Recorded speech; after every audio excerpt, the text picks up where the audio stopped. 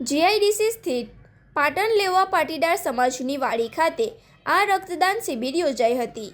જરૂરિયાતમંદ દર્દીઓને સમયસર લોહી મળી રહે અને કોઈનો જીવ બચાવી શકાય તેવા ઉમદા હેતુથી યોજાયેલા આ કેમ્પમાં વહેલી સવારથી જ રક્તદાતાઓનો ભારે ઉત્સાહ જોવા મળ્યો હતો.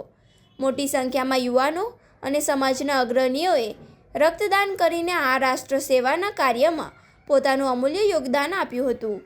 ઉલ્લેખનીય છે કે નરેશભાઈ પટેલના માર્ગદર્શન હેઠળ છેલ્લા 26 વર્ષથી દર વર્ષે તેમના જન્મદિવસે આ મેગા રક્તદાન કેમ્પનું આયોજન કરવામાં આવે છે. આ સેવાકીય અવસરે અંકલેશ્વરના શ્રી મંગલમ પરિવાર દ્વારા સરાહનીય કાર્યો કરવામાં આવ્યા હતા. સંસ્થા દ્વારા ભરૂચના કસક સ્થિત વડીલોના ઘર વૃદ્ધાશ્રમ ખાતે વડીલોને આદરપૂર્વક ભોજન કરાવવામાં આવ્યું હતું. આ ઉપરાંત અંકલેશ્વરની વ્યસ્ત એવી પ્રતિમ ચોકડી પાસે ભૂખ્યા અને જરૂરિયાતમંદ લોકોને ભોજન પૂરું પાડીને જન્મદિવસની પ્રેરણાદાયી ઉજવણી કરવામાં આવી હતી.